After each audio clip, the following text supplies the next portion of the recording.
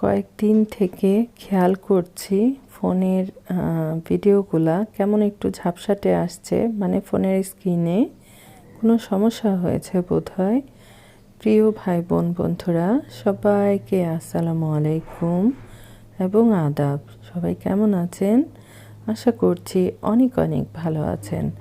আপনাদের দোয়া আর ভালোবাসায় আল্লাহর অশেষ রহমতে আমি ভালো মন্দ মিলিয়ে আছি। এটা ছিল গতকালের ভিডিও, আর সেটাই আজকে এডিট করার জন্য বসে পড়লাম। আজকে রুই মাছের কাটা, সাথে অল্প মাছ আছে, কাটাকুটি দিয়ে আলু দিয়ে মটরশুঁটি দিয়ে মাখা মাখা ঝোল করে রান্না করব। আজকে সেই রেসিপিটা আপনাদের সাথে ছোট্ট করে শেয়ার করব। প্রিয় ভাই বোন বন্ধুরা, যারা আমাকে শুনছেন বা দেখছেন, সবার কাছে বিনীত অনুরোধ থাকবে, অবশ্যই একটা লাইক করবেন। কেউ যদি আমাকে বন্ধু করে থাকেন, অবশ্যই কমিউনিটিতে লেটার রাখবেন। নিয়ম মেনে চলে আসবো ইনশাল্লাহ। আর এই দেখেন, প্রথমে তো হলুদ, লবণ, মরিচের গুঁড়া এগুলা দিয়ে মাছটাকে মেখে রেখেছিলাম বেশ কিছু সময়। তারপর চলে আসলাম রান্না করতে। আমার টেস্ট অনুযায়ী যাবতীয় মশলা ভালো করে কষাই নিয়েছি। তারপর মটরশুঁটি, আলু সেটাও ভালো করে কষাই নিচ্ছি। আর মশলা আমরা সবাই সবার টেস্ট অনুযায়ী খেয়ে থাকি, সে কারণে সেগুলো আর দেখালাম না। রোজার দিনে লম্বা ভিডিও দেখতে যেমন কষ্ট লাগে, লম্বা ভিডিও বানাতেও কিন্তু অনেক বেশি কষ্ট লাগে, তাই না? তো এই যে দেখেন, এখানে মাছের কাটা ভাজা ভুজা হয়ে গেছে। তারপর টমেটো কাটাকুটি করে নিয়েছি। আর এখন কি করব, এখন মটরশুঁটি আর আলু এটাকে খুব ভালো করে কষায় নিচ্ছি উল্টে পুল্টে। যে কোনো রান্নার ক্ষেত্রে তরকারি যদি খুব ভালো করে কষায় নেওয়া যায়, রান্নাটা খেতে কিন্তু অনেক বেশি মজা হয়। যেহেতু আমি খাওয়া দাওয়া শেষ করে ভয়েস দিচ্ছি, সে কারণে বলছি, দেশি টমেটো দিয়ে এভাবে রান্না করে খেয়ে দেখবেন, অনেক বেশি মজা হয় খেতে। একটু টক মিষ্টি ফ্লেভার থাকে, খুব বেশি ভালো লাগে। আর আপনাদের সাথে কথা বলতে বলতে দেখেন, আমি একদম ভালো করে কষাই নিয়েছি, তেলটা কিন্তু ছেড়ে দিয়েছে। এ পর্যায়ে এসে কি করতে হবে, এ পর্যায়ে এসে ঝোলের পানি অ্যাড করে দিতে হবে। এই তো ঝোলের পানি দিয়ে দিলাম। আর রোজা রেখে কথা বলতে যেমন ভালো লাগে না, তারপর খুব বেশি সাউন্ড একদম ভালো লাগে না। আর কাজকর্ম তো করতেই ইচ্ছা হয় না, বারবার মনে হয় আহারে সকাল থেকে সন্ধ্যা পর্যন্ত যদি সারাক্ষণ শুয়ে বসে থাকতে পারতাম তাহলে অনেক বেশি মজা হতো। আর এই তো ভেজে রাখা কাটাকুটি, তারপর টমেটো সব কিছু দিয়ে দিলাম। দেখতে কিন্তু অনেক বেশি সুন্দর লাগছে, তাই না বলেন?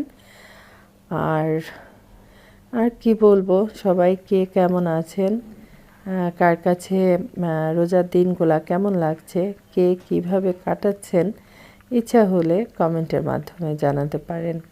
আজকে ভাত খাওয়ার জন্য খুব বেশি কিছু রান্না করব না, এই কাটার তরকারি আর হচ্ছে ফুলকপি ভাজি করব। এই হচ্ছে আমার আজকের ভাত খাওয়ার জন্য রান্না বান্না। আর এই হচ্ছে এই যে তরকারিটার ফাইনাল লুক। এই তরকারিটা দেখতে যেমন সুন্দর হয়েছিল, খেতে মাশাআল্লাহ অনেক বেশি ভালো লেগেছে। তারপর রান্না করে নিয়েছিলাম, কি যেন বলে এটা, ফুলকপির ভাজি। মনে হচ্ছে এই শীতের শেষ ফুলকপি এটা। এখন আর ফুলকপি খেতে খুব একটা ভালো লাগে না। আসলে যে সময়কার যে সবজি তখন খেতেই কিন্তু ভালো লাগে। আমরা যতই ফ্রোজেন করে খাই না কেন, টাটকা যে স্বাদ, গন্ধ, ফ্লেভার কোনোটাই কিন্তু থাকে না, তাই না বলেন?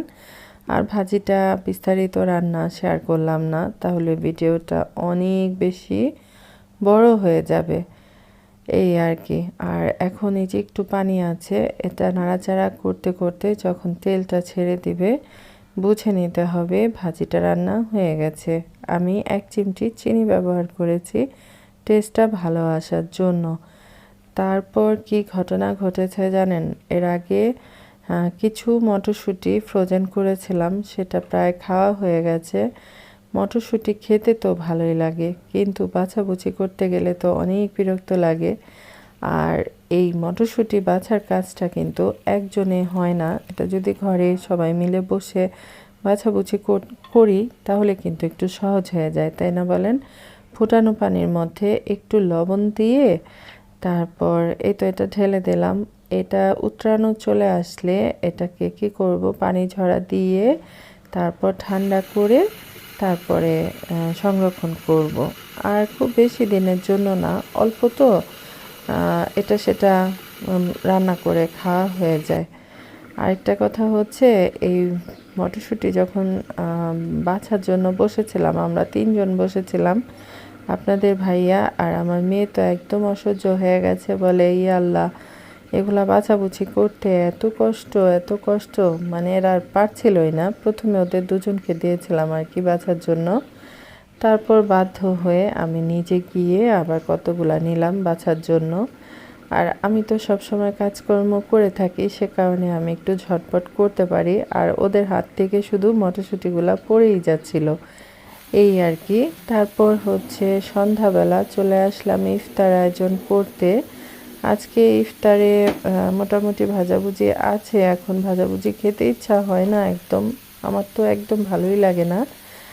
আর কি যেন বলে, একটু চিকেন দিয়ে বিরিয়ানি করেছিলাম, যার যেটা ভালো লাগে সেটা খাবে। খুব অল্প করে 2 পট চালের বিরিয়ানি রান্না করেছি। বিরিয়ানিটা খেতে ভালোই হয়েছিল, কিন্তু ওই যে একদিন বলেছি রোজার দিন আর শীতের দিনে মুখে কোনো কিছুই মজা লাগে না আমার কাছে আর কি।